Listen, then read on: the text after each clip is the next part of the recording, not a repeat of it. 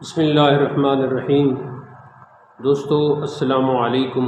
ہم آپ کو اپنے چینل بزم صوفیہ میں خوش آمدید کہتے ہیں۔ جو حضرات ہماری ویڈیوز دیکھ چکے ہیں تو انہیں معلوم ہوگا کہ اصطلاحات تصوف کا سلسلہ چل رہا ہے، اور اس میں یہ تیسری ہماری کوشش ہے، اور آج اصطلاح ادب سے، اور یہ 11ویں اصطلاح ہے، لفظ ادب، اصطلاح ادب سے آغاز ہو رہا ہے۔ اس سے قبل ہم نے تحریری طور پر بھی ویڈیو میں اصطلاحات پیش کیں، لیکن بعد میں ضروری معلوم ہوا کہ ویڈیو کی شکل میں یہ اصطلاحات پیش کی جائیں اور ساتھ ہی ساتھ مختصر ان کی توضیح بھی کی جائے۔ مختلف کتابوں میں عربی اور فارسی کی اور ایک دو اردو کی کتابیں ایسی ہیں کہ جن میں اصطلاحات تصوف کو ان کی کچھ نہ کچھ تعبیر و تشریح کی گئی ہے، مگر عام لوگوں کو پڑھنے میں اور سمجھنے میں بہت دقت ہوتی ہے، لہٰذا ہم نے یہ سلسلہ شروع کیا ہے۔ ادب ان چیزوں سے واقفیت کا نام ہے جن کے ذریعہ گوناگون خطاؤں سے احتراز کیا جائے۔ احتراز کا معنی ہے بچنا، اجتناب۔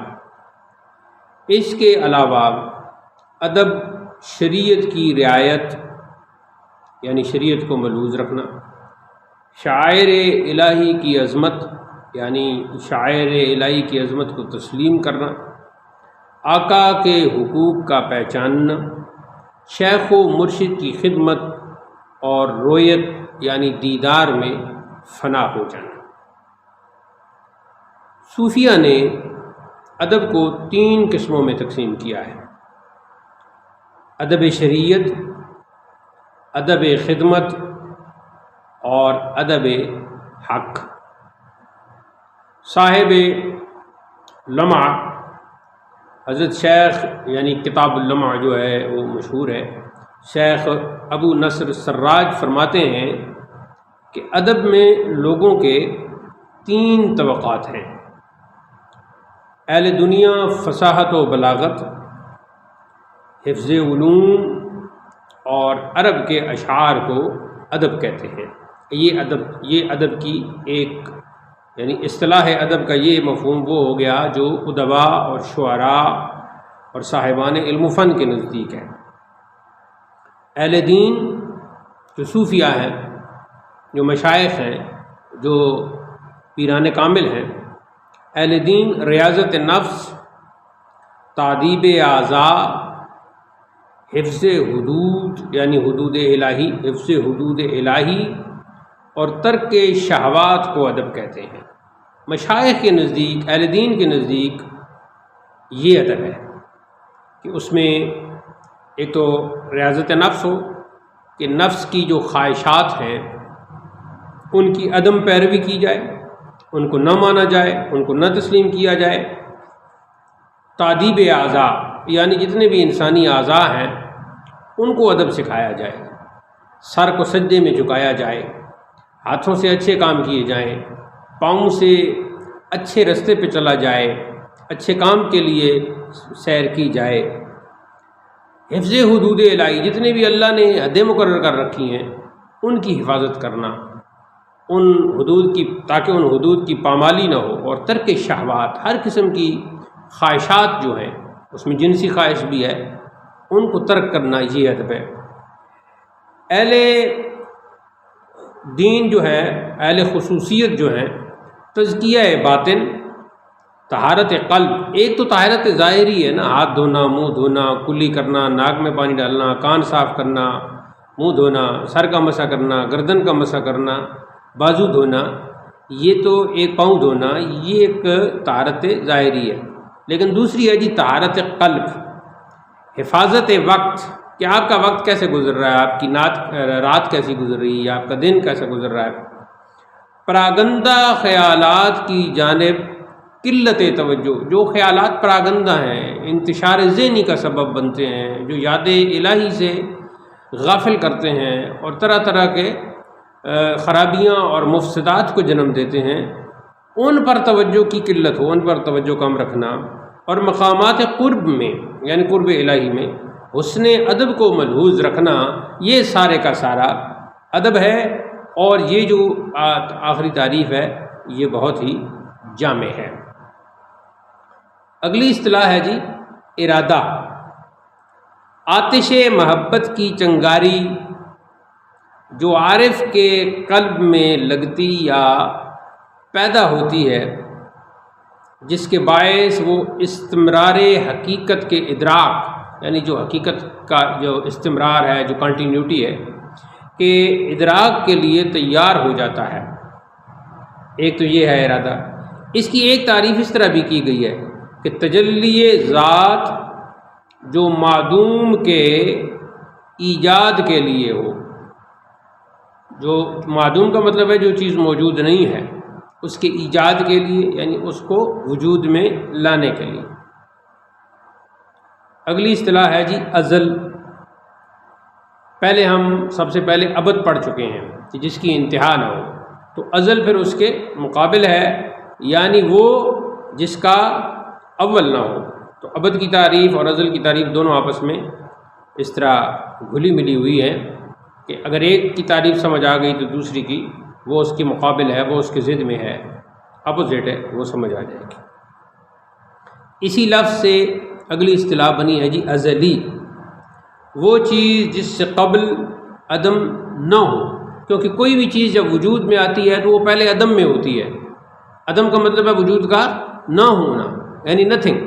تو وہ جب وجود میں آتی ہے کوئی چیز تو وہ پہلے عدم میں ہوتی ہے، لیکن ازلی وہ چیز ہے کہ جو اپنے وجود سے یا اپنے اظہار سے قبل عدم نہ ہو۔ اور اس کی تعریف کے سلسلہ میں یہ بات لائق توجہ ہے کہ موجود کے تین انداز ہیں۔ پہلا ازلی و ابدی، یعنی ازلی بھی ہو اور ابدی طور پر وہ موجود ہو، تو یہ صرف ذات واجب الوجود کے ساتھ خاص ہے۔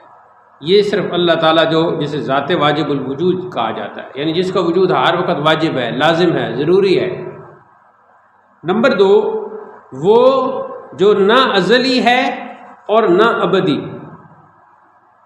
یہ دنیا یا یہ ساری کائنات ہے، کیونکہ اس کا اول بھی ہے اور اس کا آخر بھی ہے۔